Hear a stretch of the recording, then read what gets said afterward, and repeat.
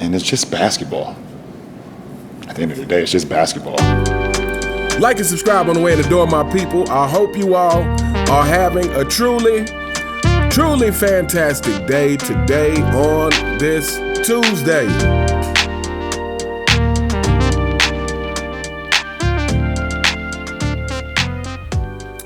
All right, my people, again, we are taking a break from the drama that is the beef between players and media, more specifically LeBron James and Stephen A. And I found this article about Magic Johnson, and I actually believe it came from, he did an interview on the Byron Scott podcast, and they were talking about the fact that they didn't talk trash to the opposing team. They talked trash to each other. And very specifically, Magic Johnson used trash talking to his teammates as a means of motivating them. But anyway, we're going to check out this article from the Basketball Network. Says it was to each other, not to the actual opponent. Magic Johnson opens up about Showtime Lakers' approach to trash talk. One of the best teams in NBA history had a unique tactic regarding smack talking.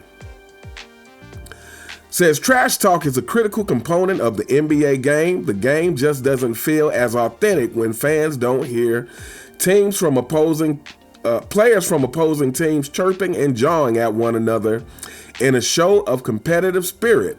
But for the 1980s Los Angeles Lakers, their approach to trash talk was a bit different. In a recent conversation on Byron Scott's Fast Break podcast, Magic Johnson, the legendary point guard of the Lakers team that ruled the 80s, reminisced about the team's unique way of trash talking. No practice like a Laker practice.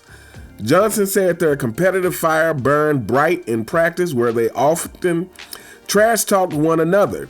He said it wasn't merely allowed, it was encouraged by none other than their head coach, Pat Riley, on the condition that they stay focused on the game plan.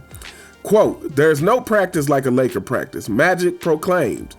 "The trash talking, the intensity, but still focused. See, Pat wouldn't let us talk trash unless we were focused and still following the game plan in terms of what he was putting into that practice. This practice eventually carried over to games, something that opponents like Houston Rockets guard Kenny Smith noticed. Irvin shared that Smith once spoke to him about this on the set of Inside the NBA on TNT. He said, "The thing that blew him away was you guys never talked trash to us. Magic, you talked trash to each other," the former Michigan State star revealed.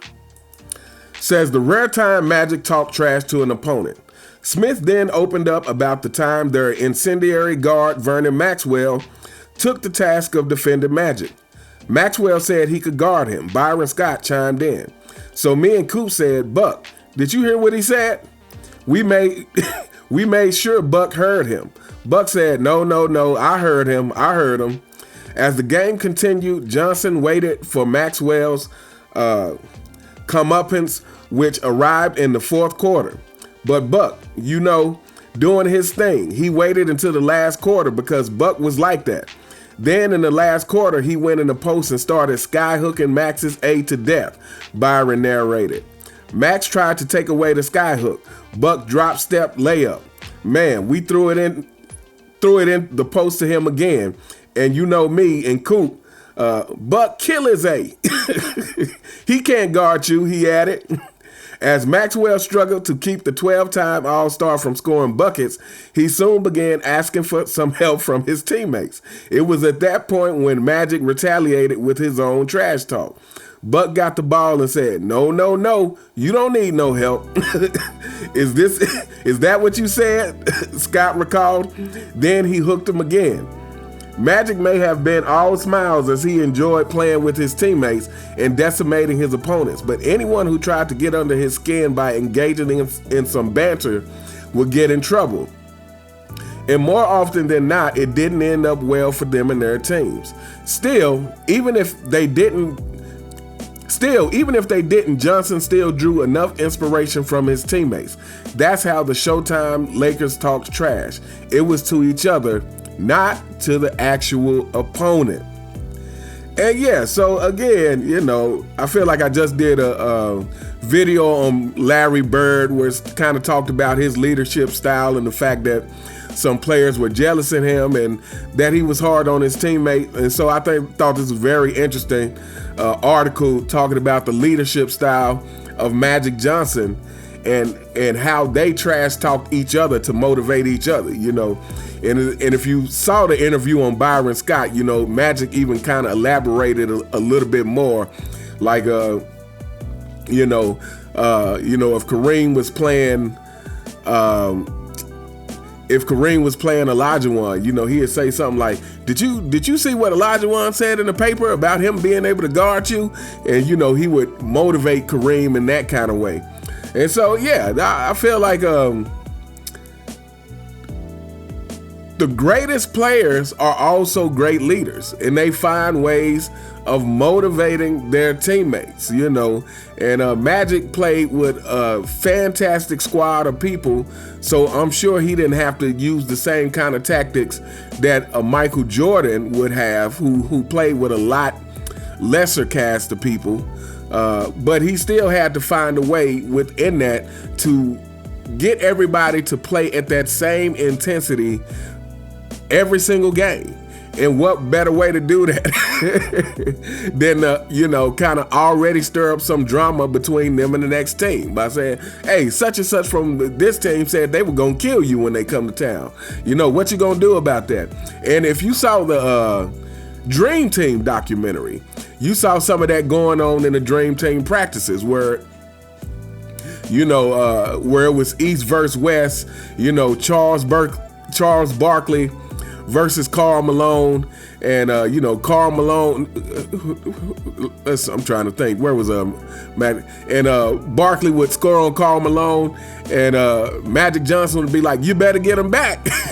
You better get him back." You know, and that's the kind of tactics that Magic Johnson used as a leader. Is, you know, putting that pressure on their teammates to go back at the opponent. And, you know, at the end of the day, again, I feel like it just highlights not only the leadership, but it highlights the greatest players being the greatest competitors and using that competitive spirit to motivate his teammates. You know, using that that ego, you know, it's like you can't let these players run over you. Like if he scores on you, then you better get him back. You better go score on him. And again, highlighting that that's kind of what's missing from the modern NBA is that ultra competitiveness. Again, the modern NBA feels very sterile when it comes to competition. It's more about the highlights. It's more about the flash. It's more about the show than the actual substance of the game and the substance of what sports is supposed to be. And that's competition. Again, I can't say that enough, that at the very essence of sports is competition, you know. And if you are not there to compete and actually try to be the best, you know, if you are not there to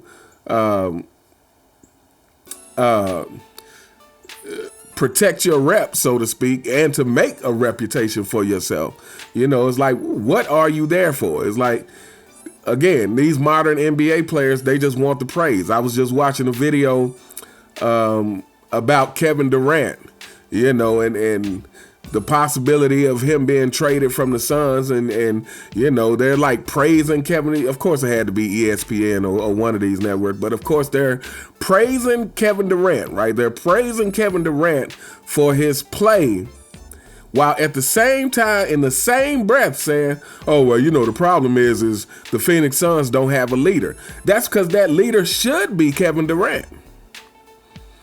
If he wants to be in a conversation with the greats, which he obviously does, because every single player in this modern generation with some talent feel like they should be in the conversation. But that leadership is part of that greatness. And so to, you know, be praising Kevin Durant for scoring some points while acknowledging that the Suns don't have a leader, to me, that's completely ridiculous. Like, that leader should be Kevin Durant, you know. But again, it goes back to how competitive you are. You know, the greatest leaders are also the most competitive, you know, and I feel like the most competitive wind up being great leaders because of their need to win. And because of their need to win, that pushes them to do anything to win. And that includes finding ways to lead their teammates one way or another. But anyway, we gonna hold up here. Like I said, I just thought there was a great article about Magic Johnson, and of course we know he won 5 championships with the Lakers. In a lot of ways, I could see a case for him over Kareem. You know, Kareem has 6 championships, but 5 of those are with Magic Johnson. And to me, once he started playing with Magic, was the driving force of that team. You know, I don't care who won the Finals MVPs. To me, Magic is what made the Lakers be who they were. But anyway, let me know what you guys think in the comments. You all have a truly fantastic day, and I'll see you next time. All right.